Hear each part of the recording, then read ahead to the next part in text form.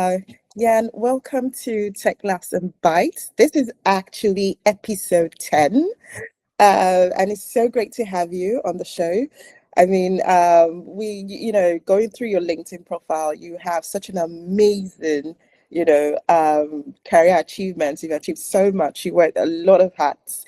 So it would be great for you to tell us more about how your journey unfolds, from being a physicist to a founder and then eventually a CTO. So if you could just walk us through how you sort of like leveled up at each stage, that would be really exciting. I can say thank you by the invitation. It would be a pleasure to talk more about my. Just a second, there is some noise there. Uh, as you said, I'm a physicist. I live in Brazil, and when I start studying physics at the university, I actually start studying chemical engineer in Okay. 2015. Oh, But when wow. I was in the last year of the course that I decided to change for physics. In that moment, my dad almost killed me because he was like, "Man, why are you left in engineering for studying physics?" I can say the most part of people think that studying physics here in Brazil mainly we just want to be teachers or professors, which is already amazing. But I didn't have this mind in that moment, and Yeah. uh, I started studying physics, Okay. and in 2020, probably in the pandemic wave, I didn't even know how to code. I have some coding lessons in chemical engineer course, but I hate them. I had really bad times that moment. But as I said before, I had two kids, and my older kid, my son, he was born in 2021, Oh, and I was unemployed in that moment. I was okay. living with him and with my wife, and I Okay. started studying, making some data analytics course, free course for Google and Oh, this kind of thing. Yeah, I was like, I need to study and doing something, and I didn't have the mindset for being in data field for working, but I like that kind of thing because I yeah. always like numbers. I always were good with numbers. I always like to organize the things and finding patterns. So uh, in that moment, I started studying, doing those courses. And I had in that moment as a physicist, I had the main goal. Like it was in the pandemic wave. I was in one day studying, making some equations in Hmm. all of my room, like writing on the walls, this kind of thing. And I Yeah. was like, man, if we here in Brazil, we live a lot about agribusiness. So most part of the industry Yeah. moves a lot of from the big companies like food companies or Mhm. this kind of thing to the small producers. We have a lot of money invested in agribusiness.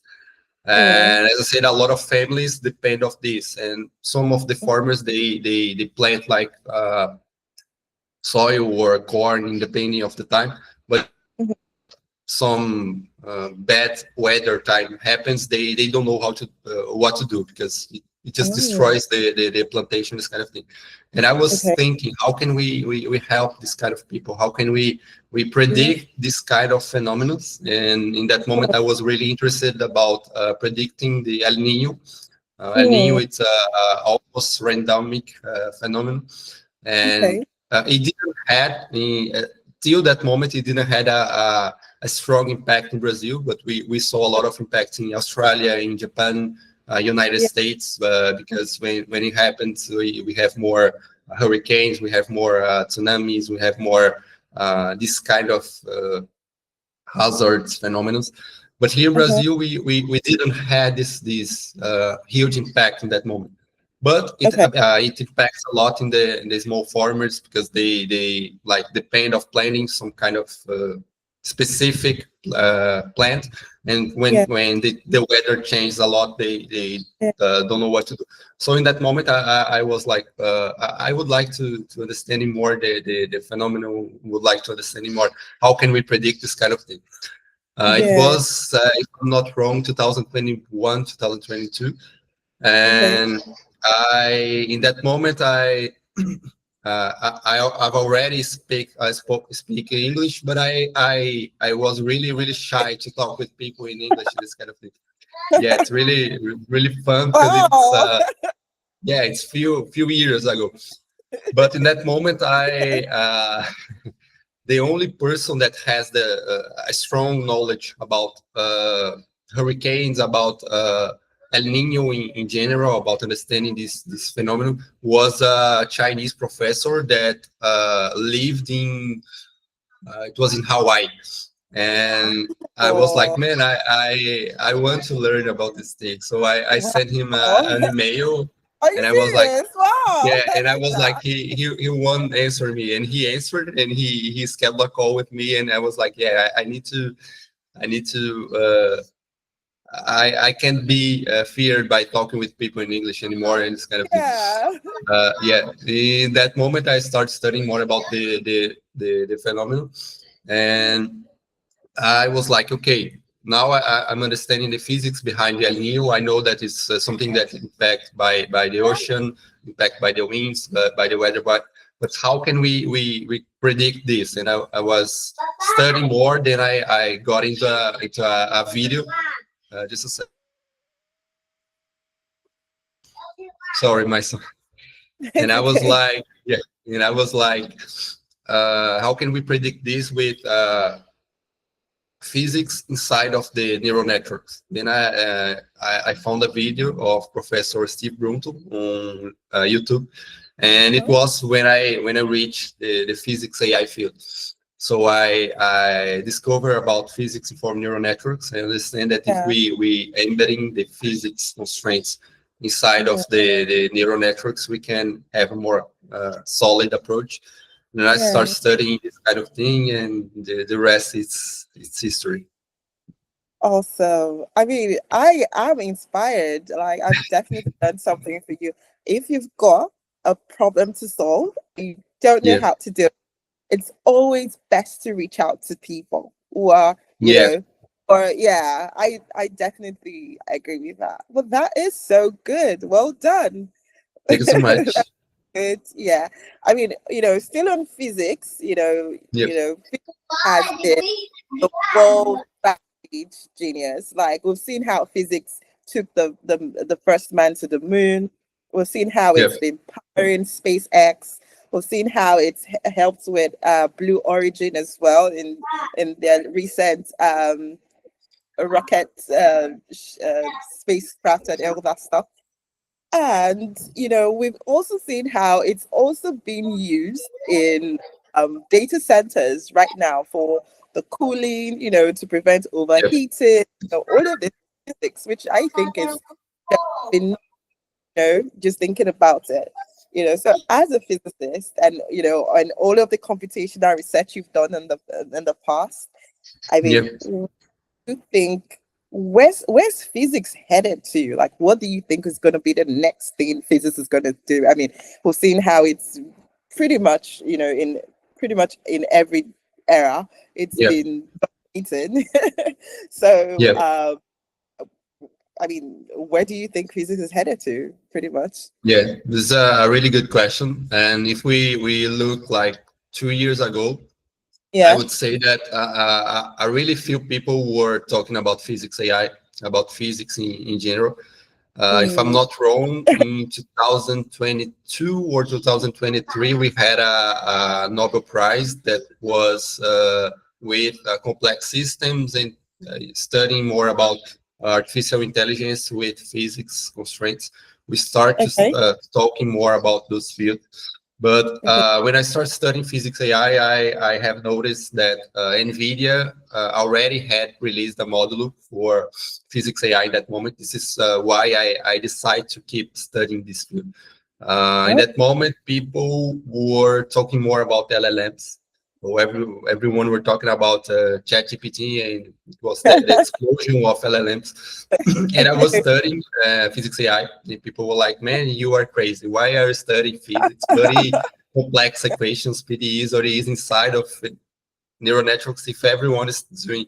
And I was like, I saw what is NVIDIA is doing, so I think that it's might be something in the future. And I can say this is a thing that is important. If we talk with people that works in data field, in technology field, or even if we look at the leaders in this field, and we saw which direction they have in mind, this can have us some clarification about the future. So it's like understanding what the marketing is going ahead. And if Yeah.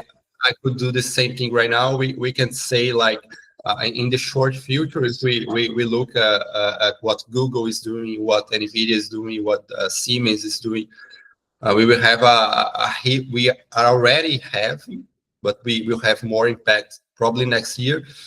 I can say the next year, 2026, we will have a big explosion about simulations in physics, using physics AI, mainly for CFD.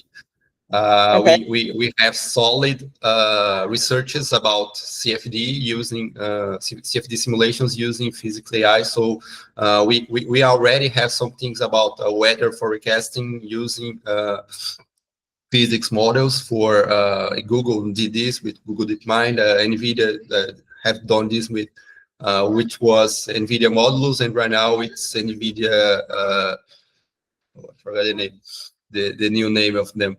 But the new models of them, they already Yeah. have done some impacts for extreme weather forecast. Wow. We can solve a lot of things for startups doing CFD simulations for vehicles, so cars, airplanes, rockets. We can solve something. I'm not sure that we will have this huge impact for this field next year, but it's really closer because we have tons of startups doing simulations, using pins, using different kind of physics AI models. So I would say for CFD in vehicles, for weather forecasting, mainly next year we will have a huge impact. And probably, which is one of my current researches, and I think that NVIDIA is doing this and looking at this. We had some other players that did this, but for using physics AI for robotics. So yeah, I'm talking more about the mainly fields, but we have a lot of small parts breaking inside of this. So when we talk about weather forecasting, when we talk about not weather forecast, but when we talk about robotics, for example, we can expand for security systems, for the government security. I can say I'm not sure because I don't have this information, but I would guess that probably they have some departments studying how to improve the robots using physics AI. Not only the robots, but we can say like drone moves, the defense systems in general. So this has a huge application of physics AI. And I saw a lot of researchers, but I'm not seeing yet too much real things done. But I'm seeing a lot of researchers using physics AI for material science. One is material science, so discover of new materials. Yeah. Oh, great. There are a lot of researchers, amazing researchers in this field, but there is anything real practical right now. But there are a lot of researchers that shows huge impact of this. Like you can test different materials, different properties of materials, so you can like design more faster the materials. So it's one application for physics AI. Other that is really amazing, it's for health. So we are seeing people trying to like I saw, if we talk about CFD, we can analyze the blood movement about the body, so we can understand how the cells and the blood interact with different kind of medications and this kind of thing. It's one application that we can use for physics AI. Yeah, I like to say that when we talk about physics, AI is not exactly physics, but it's nature. So Yeah. anything that can, in first moment, anything that can be modeled by equations can Hmm. be applied into a neural network. So this is the concept of physics AI, and anything that can be modeled by math, by equations we saw in the nature. So this Hmm. is like a visual that I have in the world. We can see numbers in everything. So Yeah. if we drop a ball to the floor, we have the movement there. Yeah. If yeah, if we open if we drop a glass in the floor, we will have the movement of the water. So if we are talking when we have waves of sound that are moving, and those Yes. waves can be modeled by Yeah. numbers. So Okay. uh, Yeah. it's a way to see the world. If we can understand that we have patterns, we have numbers, we can have model equations in everywhere, in everything that we do. We can model with AI that can improve the speed and the test process. So we can test more, we can experiment more. I think this is the main goal. How can we how can we lose less time, and how can we test more? So it's to experiment more, wasting less time. Yeah. The last thing that I can say, it's a trending in physics AI. Probably we will see more researches next year, and we are seeing already a lot of things.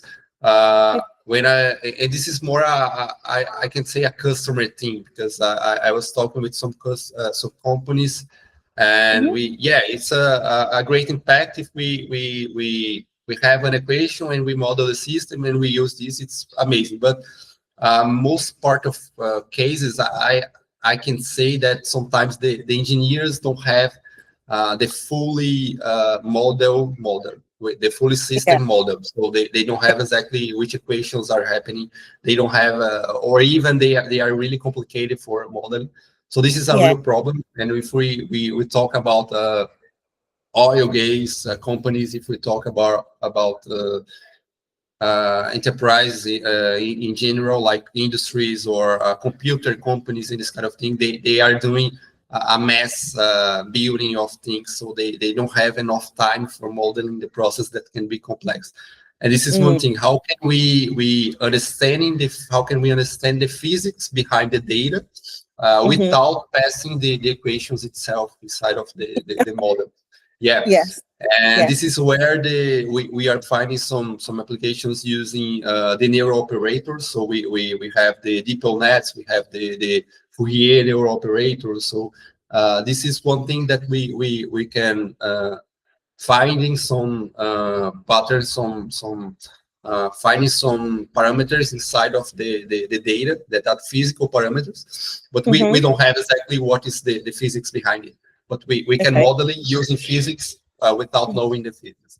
So this is one thing that if we came for abroad the researches, and if we came Yeah. for the practical application, it has a huge impact. Yeah. So imagine we can predicting a phenomenon using physics, so it's more accurate and it's really faster, and we don't spend too much time modeling the whole system. This is probably what the most part of companies want, because this Yeah. will accelerate the process of experimentation and this kind of thing. So I can say it's a huge field for studying and researching Yeah. the operators, the neural operators. It's a huge thing. Wow, that is just amazing. I mean, you just hit the nail on the head when you said, people are not really worried too much about the equations behind physics. They just want to Yeah, know, how can I get from point A to point B? And yeah, yeah, procedurally, just show it to me. And that's what literally companies are after now, because they're like, yeah, I don't really understand all of these equations that you're showing me. Just how would this help me? And how would this, yeah, if you could just show it to them through simulations, like you yeah, mentioned, then yeah, pretty much. But yeah. yeah, that. That's really good. Because I we have a lot of consolidated researches, as I said, like CFD. So we know that there are some models that works with things and works with CFD, so we can yeah, use them. But in some cases, we don't know. And for the companies, they just need they need to be more faster to getting the results. So this is more important. yeah. That is so great. I mean, as a physicist, I mean, the future is definitely the future of physics, AI, simulations, data centers, even as we are seeing how, different companies, from SpaceX to Blue Origins, Yeah, they're all, all of this is highly dependent on, physics. So, yeah, I yeah. think the future for physics is really, really, I would say, great. Yeah, yeah. We can say like those who choose physics Who in the chose past, physics? they Yeah. are So even now seen saw by the the world. Like they were apps. forgotten on the last years, but now they are important, How they're coming which is back and saying, yeah, yeah, we are not just doing all the equilibrium, gravity, and yeah, oscillation and all that stuff. There is so much, yeah, more that it can yeah, offer, everyone, especially, in the future of technology. So, yeah, that's yeah. this. I always love to watch like superheroes movies, and Oh, I yeah. read I've read a lot of comics when I was a teenager. And if Okay. we came to them like the Flash, the those kind of like even the Spider-Man, they know a lot of physics, and they study. They Yeah. were like the geeks guys, and they study a lot of physics. But we know Yeah. that for those who study physics, as I chose some years ago, Yeah. people don't take too much attention. But we are studying the I can say we are studying the nature in general. But if we can understand in the patterns of the nature, we have really potential for building things. Yes. And I think that this is has two ways to think about this. One is like physics AI has a huge potential for building amazing things. Mm-hmm. And this is we can think about the specific fields, but we can think about general fields. But this brings us, when I say us, is all the society a lot of responsibility, because as we did with LLMs, we are building something that is really powerful, and we need Mm-hmm. to be really careful about what we are building, because like with AI in general, we already can build a lot of things that we don't even think in the past, like AI, it's statistics, it's math with computation. So we can do this a lot of really faster. But Yeah. imagine that we are putting the conditions for the universe to live, to exist. So we Mhm. are putting this. It's a really complicated thing. And if we don't use this for the safety and correct goals, we can build harm things. We can build some things that can destroy, even destroy the humanity. So Mhm. I think this is really important to be talking. Like Yeah. physics AI has a huge potential, but if we as I said, we can understanding the emotion, the patterns of the things. So if we use this for help to understanding how can we develop, how can we build a better medication for solving cancer or this kind of thing. Mhm. This is one thing Abs- that can help the entire society. But if we are building this to have a missile that cannot be destroyed, or can yeah, like imagine that he understanding the whole patterns of the environment, and he can avoid, even if we I don't know, like a weapon that can be destroyed, this kind of thing. So if mm, we use this for the bad goals, I think that this is really Yeah. powerful either. So I think that Yeah. it's really important to us to have two things. One is responsibility, and Yeah. the second one, that is the main goal in my life as a data scientist, as a physicist, is to I would say allowing all of the people to having access for the physics AI. So I call this like the democratization of the AI. We can say like this is the I think that the best way for like avoiding these misfunctions of the physics AI is to Okay. teaching and explaining people and showing them that they can what is happening inside of this. So the transparency, they can it's like what the OpenAI tried to do some years ago. So people can know what this can be. People can use this. People can have access for this. People can try to build this kind of thing. Uh, we this is a little bit sensible and complicated, because if we free the access for everyone, we people can use this for the bad things.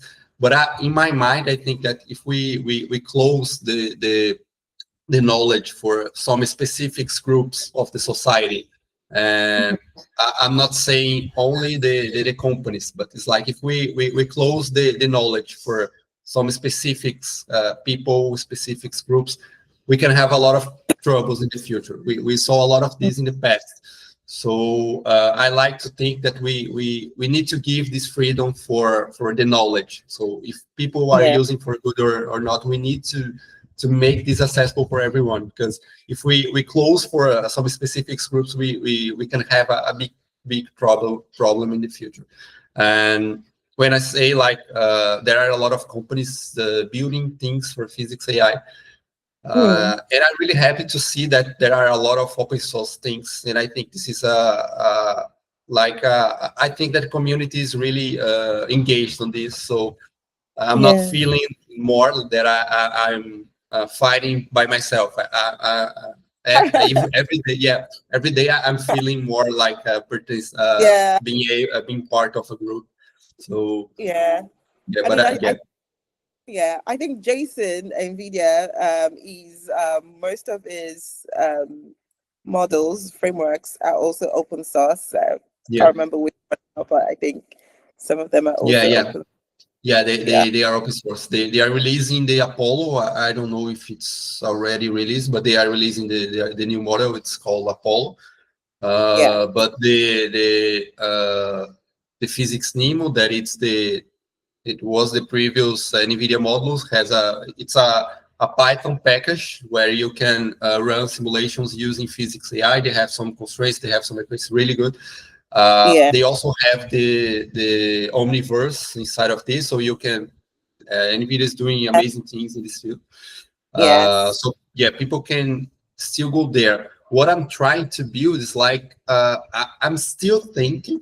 This is one thing in my mind, but I'm still thinking that what NVIDIA is doing, what the companies are doing, is still complicated for everyone to access, because we are talking about PDEs, we are talking about ODEs, and we are talking about AI.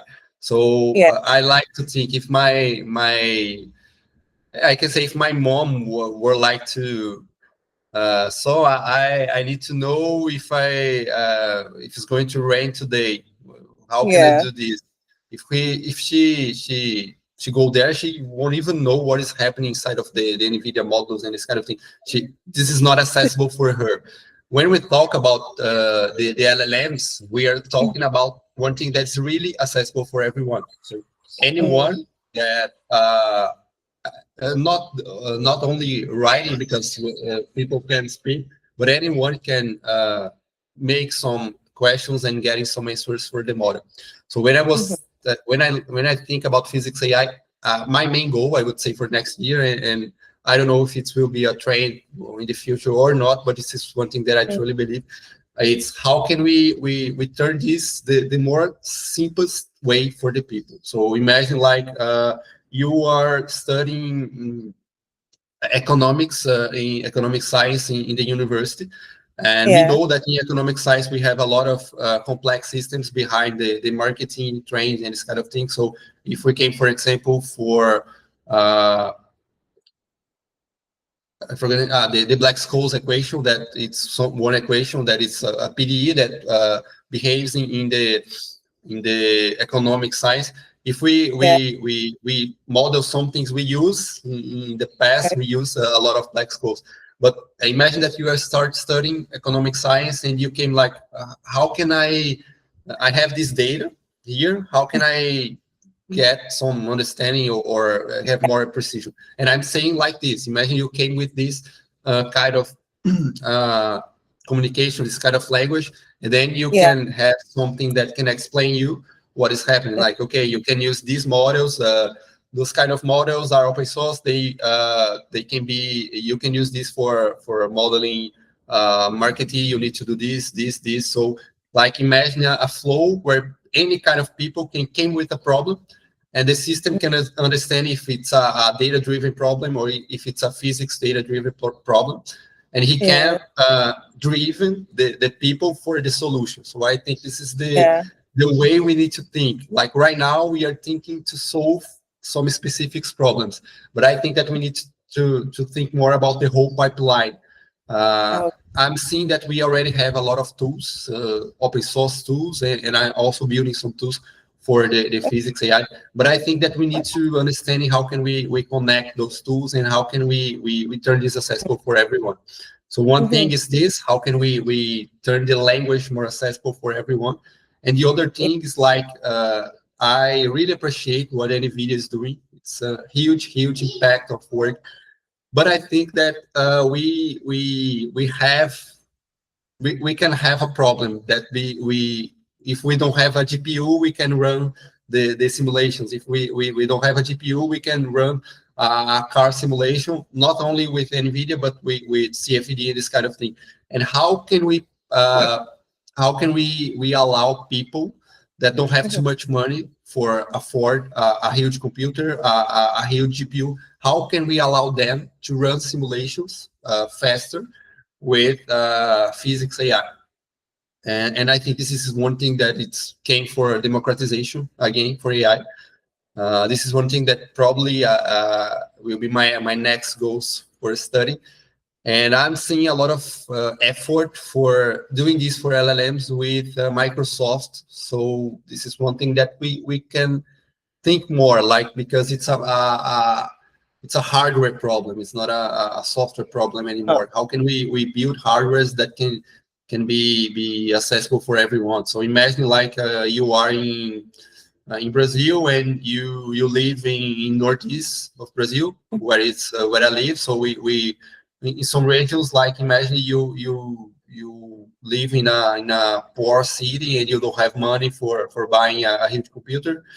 mm, Uh, but you are a guy that loves science and you live there mm, and you want to give your family a different future, and you see like, yeah, I would love to use physics AI. I love this kind of thing. I think it's amazing, but I can afford a GPU and this kind of thing. So how can we put the knowledge and the experimentation inside of the inside of, but in the hands of this kind of people? So I think this is one thing that I would like to work in the future also. And it's not a company work. This is more like a personal goal and one thing that I'm doing by myself, because I believe yeah, this can change the world. So absolutely. Making impact with physics. Isn't yeah, that just awesome? Like that is so good. Thank you, Jan. That was very insightful. Very, very insightful. Knowing fully well how physics is a major problem solving yeah, uh subject. So that's really great. So, well, we are going to move over to your other hat, which is you being a founder. So, yeah, well, as a founder, a vision and a mission is really, really good. That's the pretty much the foundation of being a founder is that you have a vision and then you have a mission. But yeah, of course, we all know that the world didn't really care until the market actually needs or wants what you're cooking. So, yeah, in your experience, what's the smartest way for founders to check if their big idea is a masterpiece or it's just something maybe friends and family would just kind of like hype and then they say, oh yeah, we created something, and then and then it's like, oh my parents or my siblings loved it. yeah, yeah. So what would you say? How would you, what's this how would you know, how would a founder know this is a big idea, and of course is a masterpiece, and it's something that the market actually Yeah. wants?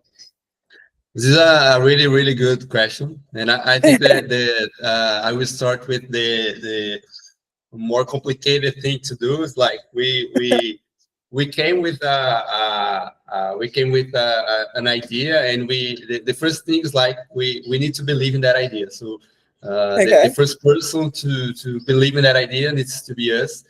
And we need to know that probably mainly people want understanding, or mainly people won't like this, and it happens when you are building a new thing.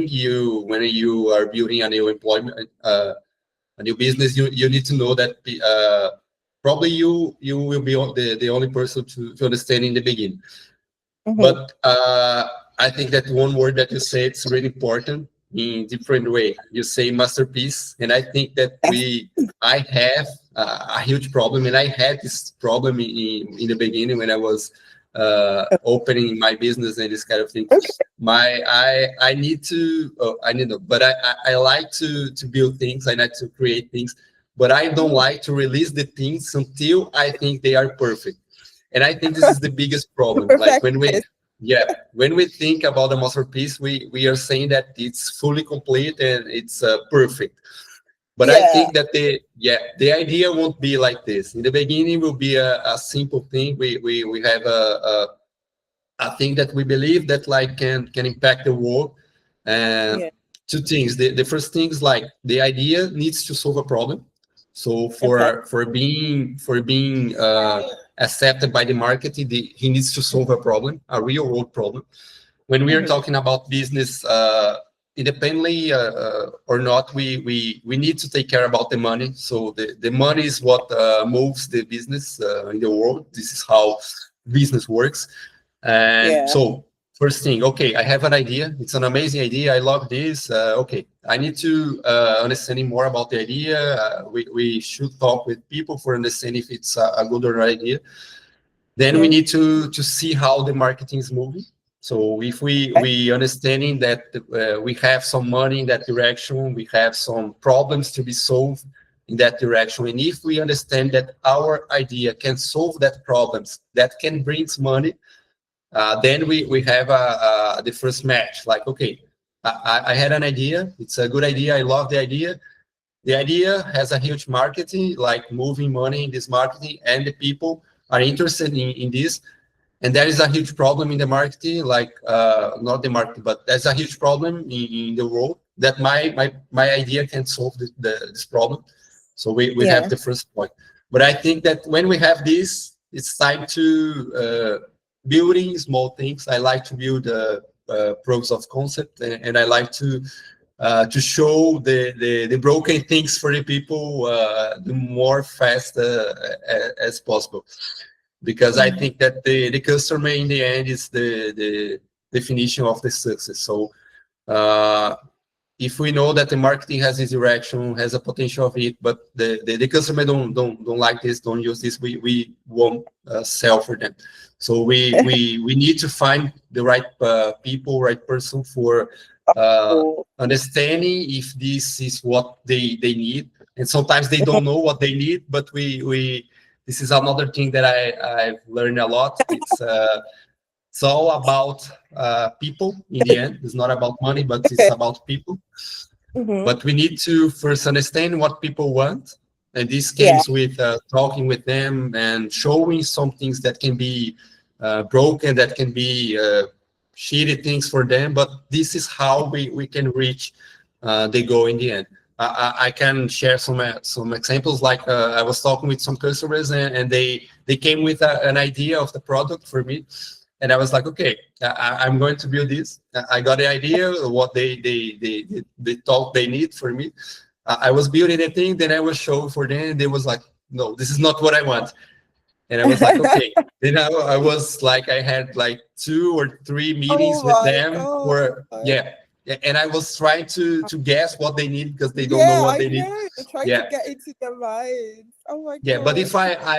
if I was like I need to build the amazing thing with the idea that they have, I won't go for any path. But then I was like, okay, I have this small thing. What do you think? No, this is not what I want. Okay, and I was like, the first meeting was awful. It's like was like this Wow. is what just a second.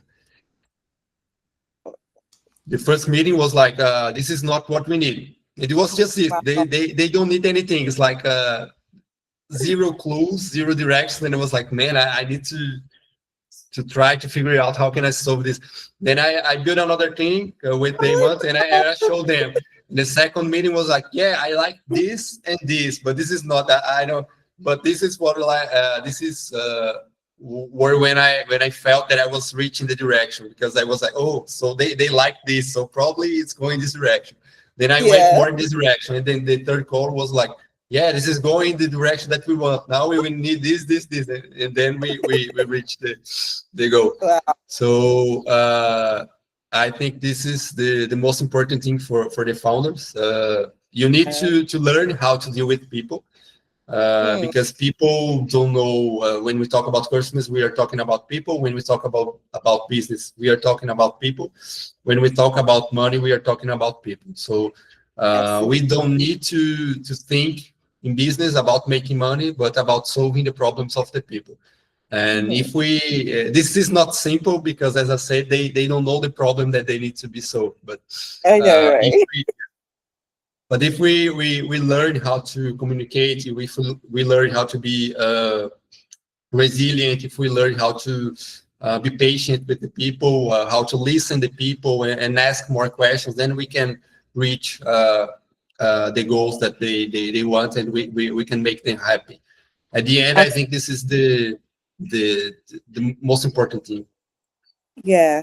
I mean, I really love all the valuable points you gave. One, the understanding that, when it comes to, creating a product, you are in a people's business. Like, Yeah, it's all about, and sometimes even when you try to validate your idea, sometimes your customers might have something that they can imagine, but they don't, because they don't really know how to, let me use your words, they don't really know exactly what they want and yeah, how they want it, but they know they want it in a certain way. So I yeah, think that is the job of a founder, to sort of like have to like in this yeah, in this era get into the minds of the customer, by yeah, asking relevant questions.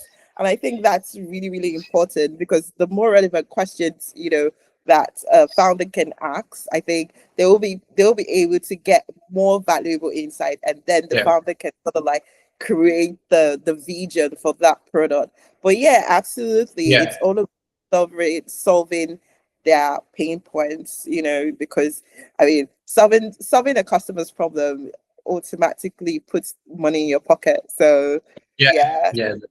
This is yeah. really one thing that I forget to add is like the customers are always hurrying. So if we they don't know the problem they need to be solved, but they want to be solved. So if we don't understand in the first moment, they will be upset.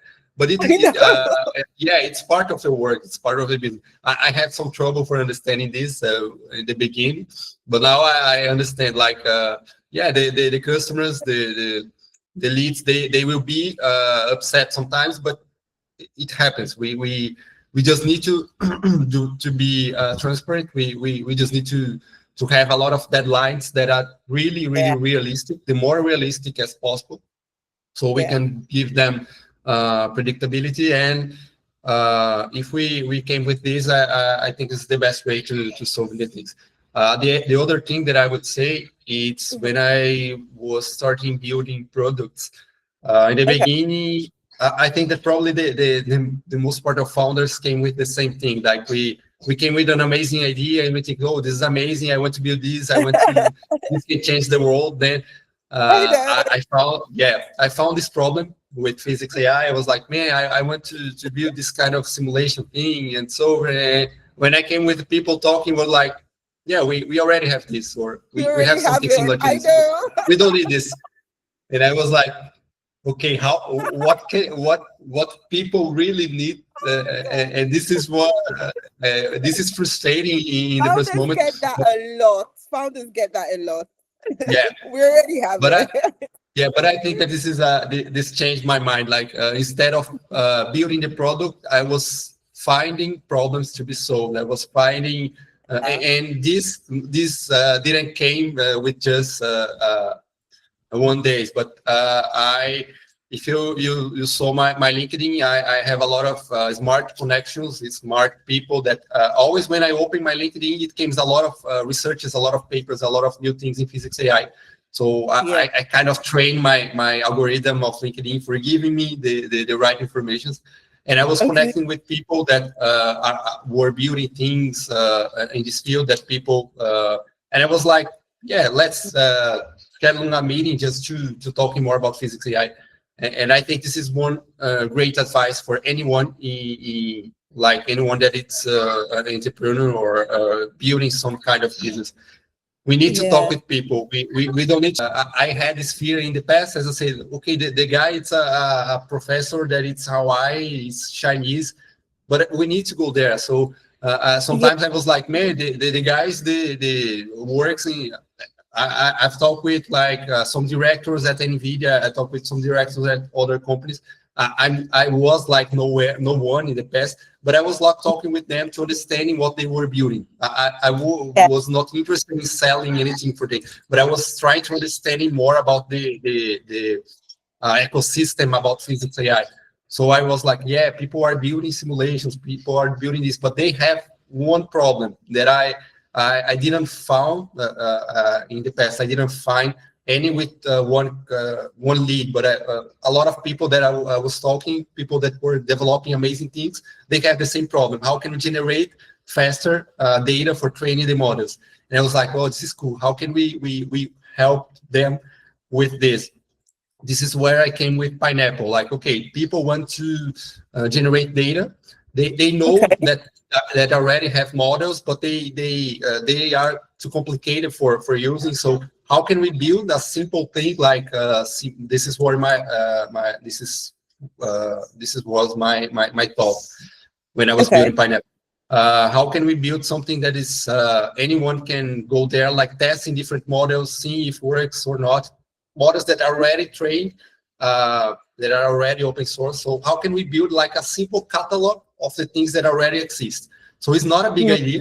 In general, it's not something really creative, but we have a lot of separated things in All different. together. Yeah. Yeah. Put it How all can we together. put this together and put this accessible for everyone, like a It's simple very API? valuable. Yeah. It And I was is. Yeah. this makes me like learning more about how business works, because it's not about building the amazing things, but it's building something that can help people. So yeah, I was using a lot of Ultralytics API in that moment for computer vision, and this came with my mind because they have different models. Like you can use YOLO, you can have other models for computer vision, but they have an API that you can access different models. You can train your own models. They don't guarantee the success of the accuracy, but they allow people for training easily the models. And I was thinking, yeah, this is one thing that can be really useful, because we have a lot of researches in different ways. We have a lot of papers. We have some things that are being released for physics AI, but we if I came today, because Pineapple is not ready yet, but if I came today for you and say, how can you find all of the physics AI models in a way to use them and test them? This doesn't exist. You need to Google that. You can go for one website for another website, And find you it. Yeah, it's all. So one thing that it was like, how can we put all of the things together so people can say, okay, now I want to test a Fourier transformation model. Okay, you can go there. yeah. Now I want to use a pin for CFD, something similar to what the NVIDIA modules did, but something that can organize the whole physics AI ecosystem. This is what I'm Yeah. trying to do. Like, I'm not interested anymore in beauty simulators, because I think that this has we already have a lot of players in that We field, already and have a lot of yeah, it. Yeah. but I'm more interested in connecting the pieces because I'm seeing that we already developing a lot of things, and I think that no one is already taking too much attention of this, but I think this can be a problem in the future, or I don't know. But it's one thing that I believe, and so it came with the idea. I have this idea, and I need to talk with people. I saw their problem, and when I shared this idea, people were like, "Man, I need this, I need this, I need this," and I was like, Yeah. "Yeah, I need to do this." Yeah. So yeah, I think this is the I would problem. like that. And Yeah. we like, this is probably the I think that for founders, this should be the path that we need to follow. Like we came with the idea, we talk with a lot of people, we spend months talking with people, understanding what they are building, understanding what they need, understanding their problems, and they won't come like saying, yeah, my problem is using this, but they will explain the whole system, and we need to pay some attention. This is some skills like, okay, I'm talking to you, and I understand that you have problem data generation. Then you can ask them, or you can, and then you can talk with another people, and you say, yeah, they seems to be the same problem.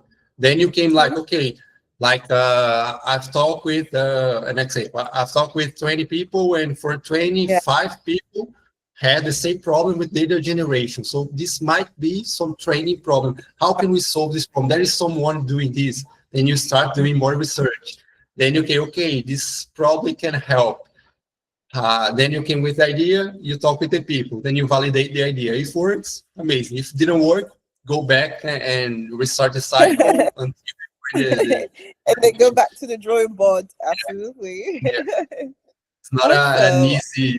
easy work, and it's not like a cake recipe, but yeah, when you find one thing that you believe it can help people, and when I came with the idea of pineapple, I would say this is the last Yeah. advice in this part. Uh, I wasn't thinking about putting a price for this. I was thinking about building this platform, building this API, putting this accessible for everyone. But as soon as you're talking with people, you understand this is a need, then you can start to say, okay, then I can probably build two directions of this thing. Like one is free tier for everyone can use forever. And the other, we can think like, okay, if it's a company using the API for building some things, then we can pay, we can put some price for the API, this kind of thing. So I think that if we think first about the problem, about the solution, the price, the money comes as a consequence. But if we have the direction of the money, we have the direction of reaching money with this, we probably will have more trouble for succeeding, because we will get frustrated. And I think that the main thing is to solving the problems of people and not getting money for them. So I think it's one thing that we always need to have as a mindset as a founder is this. The money comes as a consequence if it works and if we have good values. But if we run for the money, the money can run from us, and we Definitely, definitely.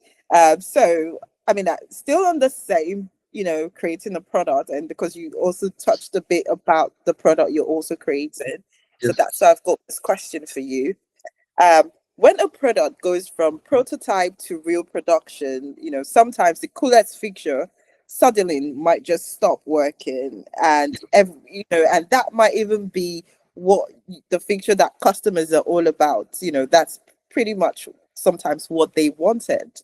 And of course, when innovation is the source and the uniqueness of your product, how would you advise founders who feel stuck between what customers expect and what the tech can actually deliver, especially now in this kind of scenario where, the feature that got them really, really excited, got the customers really excited, is pretty much not going to um, be yeah, launched as part of the product. So what yeah. advice would you give them? Okay, it's a really good question. I had some problems in the beginning when I was start working by myself. uh, Okay. doing some projects for companies, and I think this is the advice that I would say. It's communication is the real key. Communication and Okay. transparency. So Mm, if we start selling a product, if we start, I can say, giving a service for a customer, we need to be the more precise, the more accurate as possible in the deadline. So the first thing, okay. and the things that we can deliver. If they're the like we promising one thing that we can deliver, this is a big problem. But the problem came in the first that we didn't have the right deadline, or Yeah. we don't have the product done yet. But Yeah. it happens sometimes, and when this happens, we need to be transparent with the customers. We need to be transparent with people. So Yeah. it's something about it's a relationship. So Yeah. we need to build security, confidence in the relationship, and for this we need to be transparent. So okay, it's like yeah, what talking more about the what the customers needs. Listen more the customer, understanding why he's upset, why it didn't work, and why he needs to be, and don't make it full avoid promise. Like we need to understanding what they need, and we need to understand what we can deliver in which deadline we can deliver. So if anything don't go what they expected, we need to talk with them, we need to listen to them, and we need to Mhm. know like the customers always have the right. I don't know in English the name, the word. Yeah, Yeah. The the customers are customer. always right. Yeah, Yeah. yeah, and I think that this comes like the problem is not it's not exactly it's probably a problem of communication, but if it happens, we need to listen more and talk less. So okay, what we can do for solving the problem, what we sometimes it happens like what happened to Cloudflare like last week. If anything goes down and impact a lot of the marketing, then we have a huge problem. But I think that if we have communication, this is it's not a simple thing. People will be upset, the customers will be upset, but we need to deal with this, and the smarter way and the best way to do with this is transparency. So if Mhm. we uh, came with a project or even a product, if one succeed the expectations, we need to be clear with the customers, and we need Yeah. to listen what they need in the general. The second one is Absolutely. here, my little That girl, is so. Hi. You're so pretty. What's your name? Elise. Lise. Oh, Lizzie. You look so pretty. She just woke Oh. up right now. Oh. Alright. Okay. I mean, that's really great. I mean, just thinking about what you said, I think one of the core principles of, customers' relationship is definitely trustworthy. And Yeah, of course, like you mentioned, I think it is very important that that transparency, communication, and that trust is still, there, even when your customers, even when a certain fixture couldn't be delivered. So yeah, yeah, absolutely. Okay, so I mean, if we move over to in today's era where almost anyone, can turn a great idea into a working product, faster than back in the days. We will talk about, AI, and we'll talk about products, the vision of a product, bringing it to life, thanks to AI, yeah, this can be achieved way much faster than how it was back in the days, you know.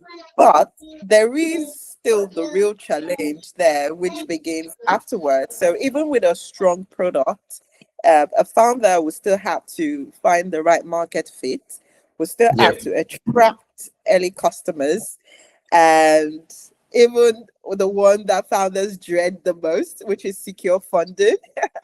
yeah. It's the more one So of the I think this yeah, is one of the it's easiest just things part of the if we job. Yeah, if we have the, yeah, we need to deal with the people problem. This is I the know. easiest things with but yeah, it's one challenge also. Yeah. So what would you advise for founders on a tight budget? What's the best low cost way to attract customers or catch an investor's eye while Yeah, juggling growth and fundraising? I mean, I know you mentioned, something really, really insightful where you said you've got like you contact people, find out what they're building. But what other strategy would you say a founder can use to attract customers and also catch those IVs and investors who might just yeah, be looking for looking for a great yeah, product sure. like that? I think that it comes with a combination of two things. One is to be seen. So when I say to be seen, it's like for Okay. example, we need to build a network, and this network needs to be the more organic as possible. This is not Okay. so simple, but I know this works because I did this with my LinkedIn. But we need Okay. to reach in the field that we want to build the product. Then we need Okay. to connect with the right people, and it comes with the big people. For the small people, we need to find who is developing something that is similar to what we are developing. We need to Okay. talk with companies that can have problems that can be solved by what we need. So I will take a step back for explaining, because it's not a small journey. But the first thing is like, if we decide with the idea, if we understanding, we talk with the people, and for talking with the people to understanding that the idea has a fit with the Yeah. marketing, we need to be reaching the people. When this comes with like, okay, I want to build a product of physics AI, then I need probably to reach companies that works in engineer fields, in aerospace fields, in health fields, in Yeah. agribusiness fields, any kind of business that can uh, be used by physics AI. This was the first Yeah. thought that I had. Okay, then I find the companies in that field. Then I find the Mm-hmm. people that can be like the directors, the CEOs, the CTOs, and the people that can have more impact in those companies. Then when we Yeah. came for this, we connect with them, we build a network, then we start making some marketing content. It's like producing content about the field. So you are Yeah. showing that you know what you are doing. So if we are going to work in, I don't know, right now, if we are going to work in teaching schools, like schools, English schools, I don't know. Okay, if people, if we want to sell any kind of Yeah. English course, we need to Mhm. show people that we are good in this field. So we make the connection with the people that might be interested in it. Then we start producing a lot of content of this. Yeah. It's not like producing Yeah. one content per day or this kind of thing. It's not exactly about the frequency, but it's about the frequency. But we need to pay more attention about the content that we are building. So if we produce some content that is useful for people, uh, Mhm. showing some authority in this field. So in some time, people can like you start to be seen by people, and the people in this field that you want to sell a product. Then when you have this network, this is what happens to me. But this is my advice. But I'm not sure it's the right direction. This is what works with me, and I'm sharing Yeah. this. Yeah, Yeah. but Yeah. as you are seen by people in the market that you want to build something or sell a product, that you start selling some, you start sending some message like scheduling some meetings for showing something that's not even ready, but it's just to showing the But idea to see if they like the idea or this kind of thing. This comes with the POC. Then you start showing for the people when you understanding that this is really what they want, or you are getting more insights, because yeah. it's easier for the people to give you more insights for something that they see, if it's just the Hmm. idea. So if you came with a POC that is not, yeah, it's just a simple thing, a simple exemplification of what you are building. They can say, okay, I don't like this, I need this, probably I can do this. Then you can Yeah. build more the product. So now after you came with this direction, you can start making some marketing things. And then I think that the real point for the reaching the investors, I think that it's showing that this is one thing that works. So okay, we have the idea, we have the POC, people like it. Now put them to test, showing people for tests, allowing them for free testing. Don't taking too much attention for the money, but releasing free versions. The first broken version you can release there. People can use, people can give feedbacks. Then you can adapt, and then in some moment you are finding you start finding real results. People are using, people shows that it works. Then you can came with the investors with more authority. This is probably not the only way to do this, and I think that probably each founder find the different ways for the investors. But I think that this is what works with me. Working more like don't running from the results, but working a lot and showing that you know what you are doing, you believe what you are doing, and building and bringing people together for this. When I've done this, I saw that the results came like organically. So I think that if we do this, don't expecting. Don't look it too much about the end of the thing. Don't look it too much about the it's hard, but it's the kind of thing that we need to do. But I think it's the best thing, because when we talk about investors, when we talk about business, in the end, we are talking about like the first selling principles, like people need to have confidence in us. So at the end, it's not about the product, it's not about the thing that he solves in the general, but it's about building a relationship with the people.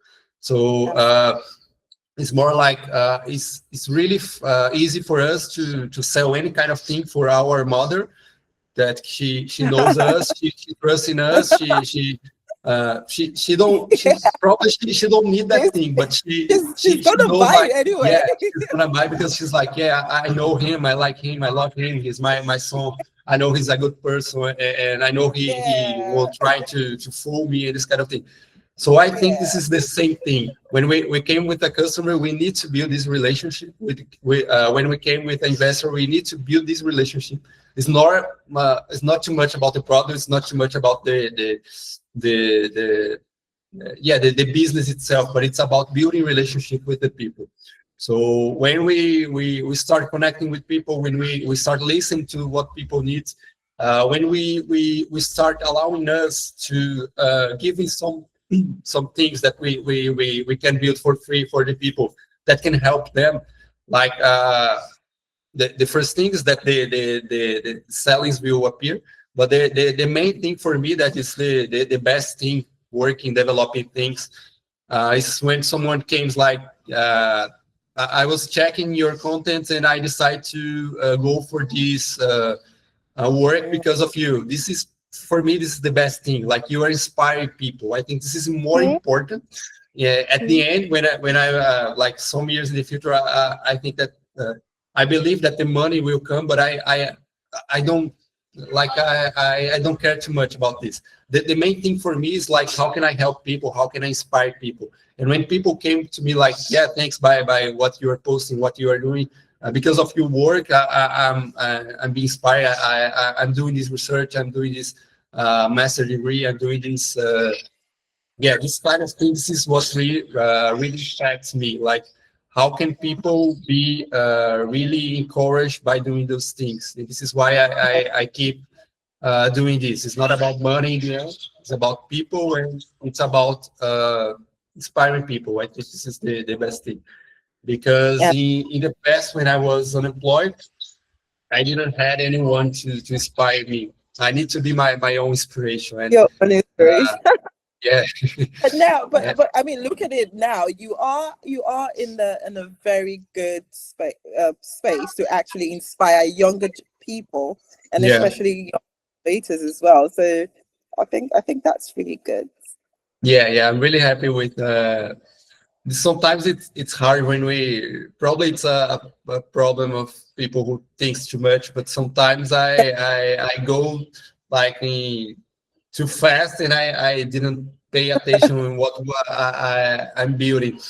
Then these Mm, moments came to me as a reflection, like yeah, I don't need to hurry. I need to see what I've done in the past. So right now uh, yeah, I built a family. I love my family. I'm really happy for being a father, for being a husband. I'm really happy for being such an impact just for not exactly with products, real products, but inspiring people for came to physics AI field. I think this is the the best thing for me. Like if in 10 years someone says like, yeah, because of you I start studying physics AI, I think it's the best thing for me. It's like to be remembered. is It's not about it's like legacy. It's not about money. It's about absolutely. what we, yeah, it's a non-physical thing that I'm building. It's not Yeah, you can touch it. yeah, exactly. And Yeah. I like this because I start a lot of when I was younger. I always love astrophysics, astronomy. I thought that always all of the kids love this because of the rockets and the planets. But I love this in the past. And when I was like I can say 10 or 11, I saw Cosmos, the Carl Sagan TV show in the Okay. past, and Carl Sagan it's a huge inspiration for me. And the best thing that I've learned with him is like he teach a complex field, a complex knowledge. He Mhm. transformed that into a thing that Okay. anyone can talk about, that anyone can touch this kind of knowledge. So Yeah. this is one thing that really inspires me when he teaches about 4 dimensions for as he was teaching like playing football for our kids. I think this is the main thing. So I physics AI is a really complex thing, and one thing that I like to think is how can I show my kids that that this is cool Oh, and they can. yeah. It's really hard, like because we are talking Yeah. about one is for a year and the other is 1 year. How can we explain complex things for such young For the kids? young And one. Absolutely. yeah, but Yeah. I'm doing some things for this, and sometimes when they came in like, Daddy, I want to work with you, and they start hitting the keyboard. I was Oh. like, yeah, I think this is more about this. It's not about the complex things, but it's about showing the pieces in small Yeah. part. Yeah, But that is just great. I mean, I'm definitely I always encourage, the younger ones to, try yeah, to learn like this really from an early age. They become really fond of it, and they just get play around with things like this because as we know, they are the future of tomorrow. yeah, They would always take over from their parents, and that's just how we sort of like yeah, move technology from generation to generation yeah, and exactly. We need to like that. think like if we go for the Mutant Ninja Turtles and even the Oh, Kung Fu Panda. We have the masters there that are teaching the things. They know a lot of things, but one day they need to pass for the others. So I think yeah, we need to have the same thinking. Like someday we will stop working. We will just guiding some people for doing the things that we believe, yeah, and we need to start right now because when I look back about all of the things that happens in the last 5 years, 6 years in yeah, my life, it changed a lot, but it's really amazing. I'm really happy with this. But if I look back at this, I can say like, yeah, I've achieved a lot of things, but I'm only 27. When I oh, like, yeah, when I like 40 or 50, when I stop working, I want what I want to be remembered, how I want to be remembered, how I want to inspire people. I think this is more important thing because in the future This is probably the things that will be important in the life. It's not about the things that we have done, but about the way we take care about the people and this kind of thing. This probably came a lot because of my child time when I didn't have to pay too much attention, but I understanding that we need to listen more people, we to care about people. This brought to me a lot of empathy, and I think this is important for life. It's not about money, it's not about building products, but it's about building relationships in the general. So we don't live, we don't need to live for work, but Yeah. this help us to live. So this is I would say is another advice that I would give for the founders. Probably is the opposite, that what they are listening in general, but this is one thing that I've learned in my journey, and I know that this is the best thing. I'm saying my opinion, but for me, I'm sure this is the right thing. We need to, but the work is not the first thing. It's not the business, it's not the work, it's not the company, but your family, your life. It's more important than the work, the business that you live. Absolutely. Yes, yes. I mean, I totally agree. Your family is always going to, be Yeah, there. So yeah, always prioritize family. Definitely. That yeah, is, exactly. yeah, that is so good. So, I mean, still on the same founder hat that we're wearing. So, as a founder, building a product from scratch, we talked about so many things about, the from the idea to implementation to customers. But I really want us to talk about how sometimes founders get really excited, right? They get so excited about their products, but until they realize that it's basically they've got to juggle between customers' expectations, they've got to juggle between integrating their CI/CD pipelines, and so many other things, that happens Yeah, when building the product. And of course, when they've got to iterate, and start building versions. So my question for you is, what would you say is the single hardest part of the whole ride? sorry. Can you repeat the ending? I didn't get. Okay. So I was like, what would you say is the single hardest part of the entire ride? Okay. Yeah. Uh, I think that the hardest part is when we are building a thing, a new thing. It's only us doing all of the things. So when we are, I've worked as a CTO, I work as a founder. We need to care about all of the details of the things. And one of the things is talking with people and reaching the expectations. I think that it's a thing that, So that's the yeah, hardest. we have a Okay. lot of pressure in general. Okay. But when we are developing the things like the CI/CD, the infrastructure, the backend, the front end, the technology is the easiest part, because we are just when we Okay. works with we already works with this. The technology is the easiest part, but the Okay. understanding what people really want, what people really need, and making them understanding that, yeah, like the whole the whole customer, the whole people Mm, process is the hardest part. And the I think that hardest. in general, this is, yeah, the hardest part. I think I agree with you. The people process, I think, is the hardest. But Yeah, I think if you get the people process right, the people yeah, management, customer expectations, I think if you get that, I think you've actually gotten a jackpot.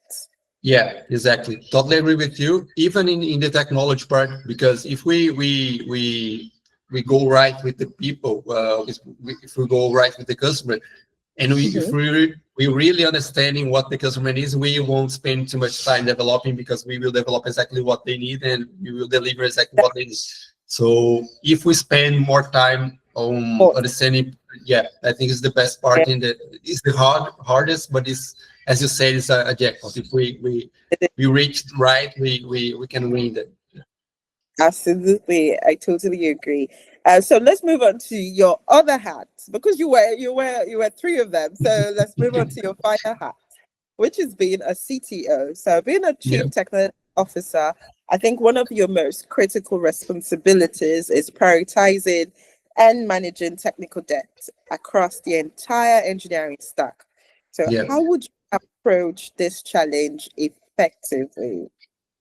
Yeah, it's a good question. I think the first thing is planning. So before even drawing the systems, we need to plan it. And Yes, for reaching the planning part, we need to, as you said, we need to understanding what the customers really need, yes.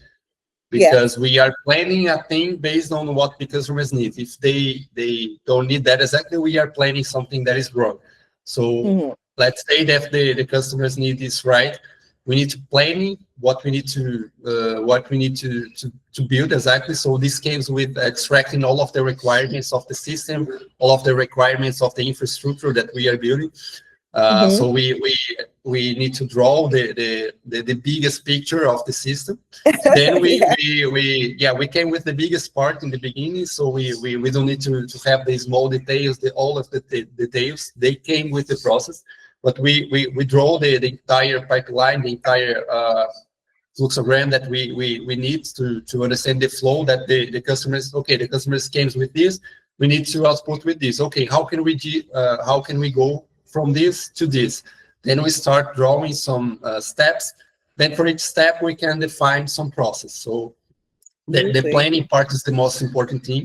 And Yeah. when we came with the planning, we can broke the steps and broke the process into small pieces, which when Mhm. we came to architecture of the system, we can like building different kind of modules, different kind of process, and this always came after replanning. So Mhm. if we want to solving a problem, we can understanding that we need like 3 or 4 services for solving the problem, or Okay. like if we want to build a chatbot, it's a simple thing, but we need to understanding. Okay, the customers need to came with any kind of chatting thing, or they need like I need an agent that can solve this, an agent that can solve this, and a general bot. Then, Mm. okay, came with this, we have 3 or 4 different flows, or even one different flow. When we came with this, we need to, okay, for this flow, I need these requirements. You need to do this, and this. You need to solve this problem. Okay, for solving this problem, what we need to do? We need to go there, reach this data, uh, came back with this. I don't know. We start drawing the things. Then the last part is to coding, and the last part is to writing the system itself, but we need to draw and planning a lot of this. Yeah. And one thing that comes with a learning path, it's Yeah. a one personal thing that I was doing. Like I always had some problems for finding tools, finding softwares for planning and organizing tasks and this kind of thing. So I've tested different ones. I've tested like Trello, I've tested Asana, I've tested a lot of things, and any Oh, one of them really, really didn't work with me. So I always was missing something. And I was like, I need this, but this don't have this kind of thing. Then, like the last month, I decided to build one by myself that can yeah. help me. I start building, Oh, but really? okay, yeah, that Wow. was Nice. it's a personal thing. And I was like, yeah, I need this, I need this, I need this. Okay, I will start building, but then It's always it's always yeah. nice when you can build tools that you can use within internal within your company. It's always really nice. Yeah, exactly. And the best part of this is because it's a real need that I had. And each Yeah. when I am developing the things, like I'm the Yeah. customer because I'm developing by myself or for myself. Okay. When I Okay. develop me, I like okay, I don't use this feature a lot. I really need this feature. Then you start understanding. Okay, I can remove this. Then it's a iterative process. Like I've developed the first version. I start using. I was like, okay, I can use, but I need this that I didn't have in the Trello or this kind of thing. Okay, I'm going to try develop this. Okay, this is not exactly what I need. I need to this. Then you go for running iteratively, and this is really important in the as a CTO, because you need to understand that the product, the technology will never will be finished. Like you will always need to change something or add anything or remove anything, because the needs of the customers will always be updating in the time. So Yeah. He needs with the first challenge that he needs to be solved. So we develop a product for him. But like in I can say in some modes, what he needed in the past, he don't need now. He needs another thing. So we need to change the things and develop. But we need to understand if there is some customers that still needs that thing, or in the product, in the business core, that Mm-hmm. feature that that customer don't use more. We still want that feature for the future of the business or this kind of thing. Mm-hmm. So it's the planning comes again. Like it's not only planning for developing, only planning for the customer, but we need to planning with the strategy of the business. So Absolutely. yeah, it's not Yeah. a simple thing. Yeah, I know. I mean, I think the bottom line is really basis on the planning, the architecture, the Yeah, workflows, and then looking into your customers, what features do they use, what are the costs associated with yeah, this, it's yeah. But yeah, and yeah, yeah, and I think that we don't need to think like a waterfall strategy. Is not okay. We need to go there and there, but we yeah, always will be moving, we always will be updating. We always will be.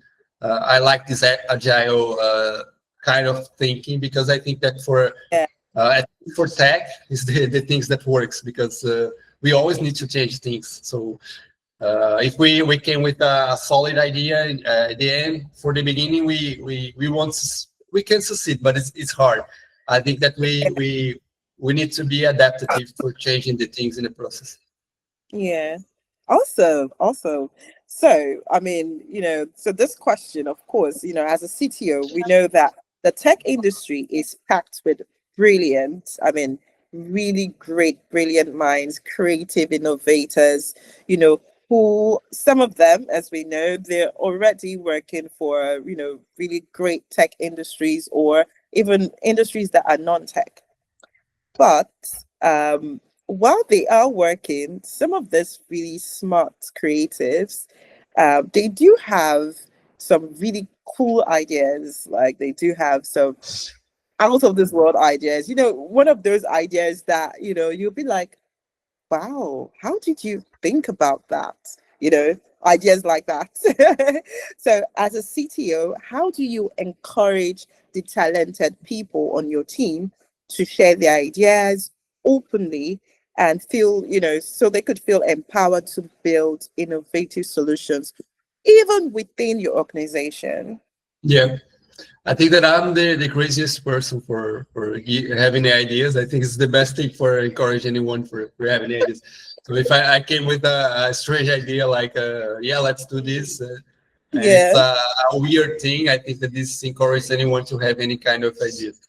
So I think that we need to have like times and moments for having brainstorms where people can talk about any idea that they have.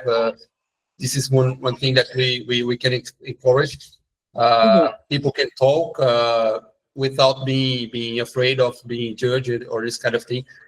But sometimes there are people that don't like to talk too much. So this probably came, yeah, this probably comes with the process for talking individually with the people. So we Yeah. need to have this moment for listen to anyone, like this brainstorm times. But we also need to be daily talking with them. It can be in small groups or individually, but we need to be listened to. When I say talking to them, it's more like listen to them. And it's not like the daily conversations about what they are building, how the things are going, but it's more like if they think that anything can be changed or anything can improve, or even if they have learned or have studied one thing in the past. And this is the other part for this. I think that is encouraging the studying is really important. So Yeah. having moments where you can unite and discuss a paper or okay, let's study this paper about transformer architecture. Now, okay, let's judge how we can improve this architecture. This Mhm. how the transformer architecture that works for LLMs, that works for ChatGPT, how could we improve this for? How can we pass this for physics AI? I think that these kind of discussions came with Yes. a lot of ideas. Like Yeah. when you came with the brainstorm, is not exactly just, okay, let's talk about anything. What do you want? But you came with an idea, general idea, then you open this space for them to discuss more. Yeah. And I like this idea for giving weird things for them to thinking, because this forces us to uh, find some solutions that sometimes there is any solution, but we force the creativity, we force to Absolutely. building new things. And I Yes. think that another thing that's really important is like the small victories that they have for day each day.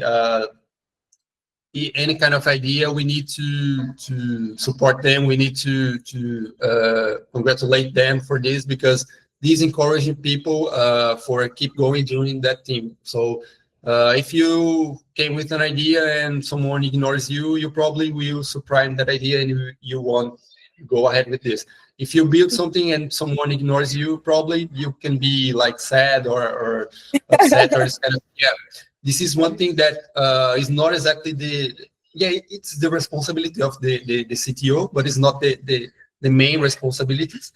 But I think this is really important. We need to take care about the people and how they are feeling in a company, because a lot of talents go for other companies or doing the things by themselves because they don't feel uh, like Yeah. they don't feel enough in that company, or and these feelings, I had this in the past, and this comes when you are not being listened to the directors, to uh, the guys that are leading you, they are guiding you. If you are not listening, you think you are not valuable for them. So you need Yeah. to be to make people feeling that they are listened. I think is the most Yeah. important thing.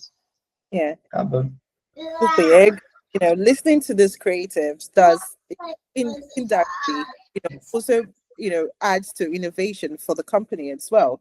If you think yeah, about it, encouraging them, regardless of their ideas, regardless of, I think I can't remember if it was a podcast or just an interview with Jeff Bezos, and he said something. He said when he's in a meeting, he allows all the junior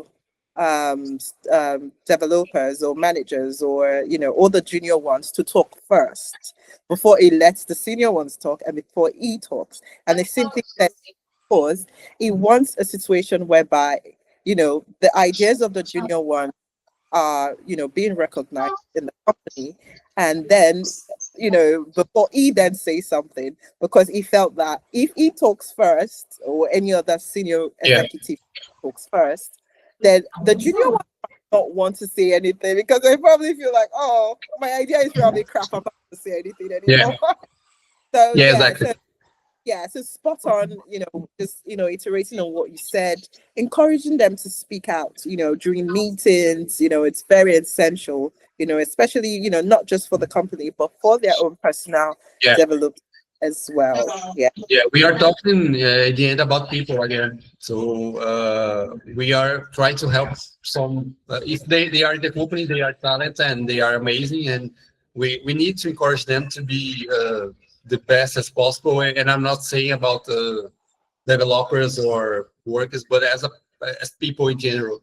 So they need to Yeah. be happy to be there. They need to be understanding that they are building something that makes sense for them. And I think Yeah. that this is the Yeah, awesome. So, so with your experience as a CEO, if you had the opportunity to jump into another tech company, what would you do differently?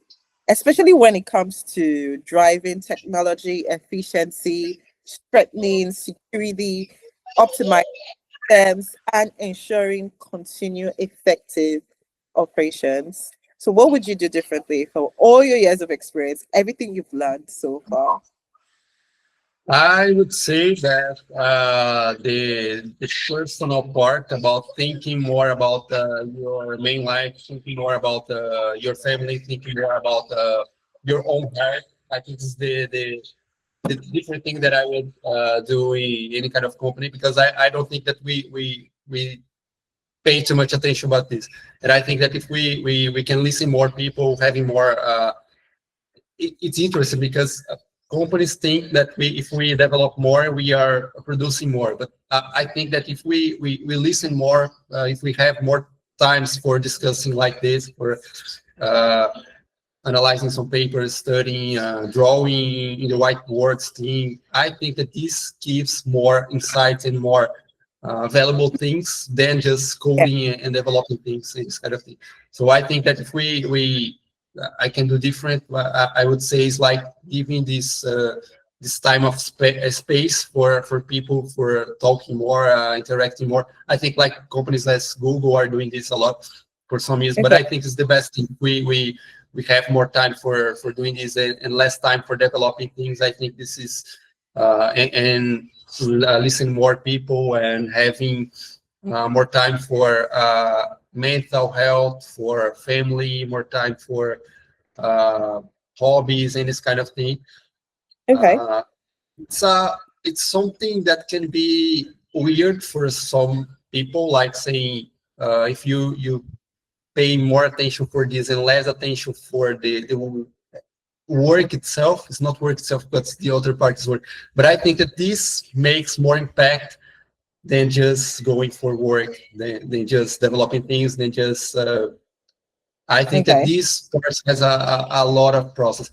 Even Okay. today, more today that we have a lot of LLMs and this kind of thing, so we can use this part of operational thing more for Yeah. the machines. But we Okay. need the creativity. We need to listen people. We need to have more ideas.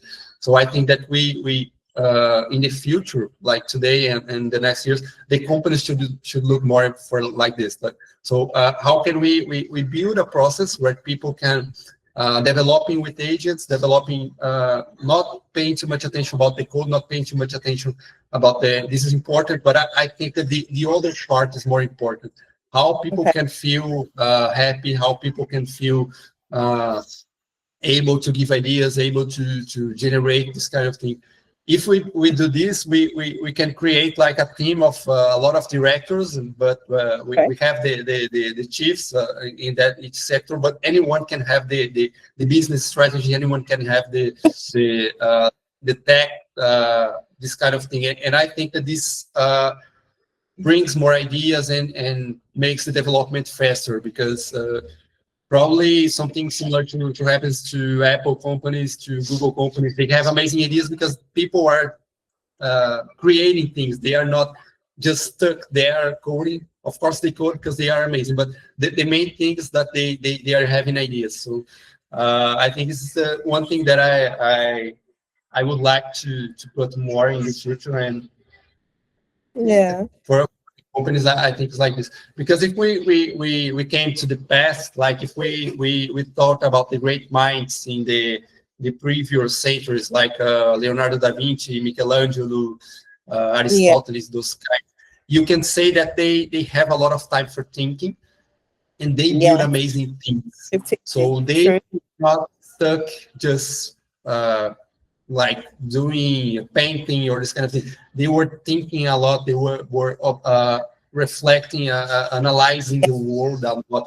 And I think that we are missing a lot of this, and people are being more less creative and more productive. But I don't think this is productive. I think that we need to go back to the past and we need to go in the other direction. We need to improve creativity and yeah, I always had this mind, and I think that this is the best way for doing. When I start working by myself, I use a lot of LLMs for helping me. It was like an army of robots working with me. But this allows me to spend more Okay. time with my family. This allows me to Uh, create more things, to think more about the customers' think needs, to think more. more about the import. It's not important because the other part is important, but Yeah. thinking more about the human part. And this is what makes Yeah. us different from machines. So I think Absolutely. this is really important. Awesome. Awesome. I mean, creativity is very essential, Yeah. in the role. So yeah, that's really good. So I've had such an amazing time with you today. And in Thank you fact, so I much. don't want discussion. I've had such an amazing time with you, and I didn't want our discussion to end. But I've got the final question for this podcast. So my final question: what advice would you give to founders who are building innovative products and solutions for today's fast evolving technology ecosystem? Turn off the computer and go to the streets to talk with people. I could say this. Thursday, I got you. But it's not exactly going to the streets to talk with the people, but I would say talk with people. Yeah, I would say just turn off the computer and go to the streets to talk with people. But it's not exactly the streets. You can use the internet, you can use the social network, but I would say talk with people. This is the best thing, the best. Yeah. But you know what? I overheard someone one time like that. Said solutions are actually on the streets. So like if you are thinking, creativity, when you just walk by on the streets, you would see solutions. Okay. Yeah. That me. Yeah, so but if you could shed more light on that, I mean, that would be great. Yeah, actually, this is really cool. But I think that this is important when we need to talk with people. I think this is the only way that we can understand if the idea works, understand if their problems, their needs, and understanding that if what we are building makes sense or not. Absolutely. So yeah, talk with people is it's the best solution for any founders, I would say. Awesome.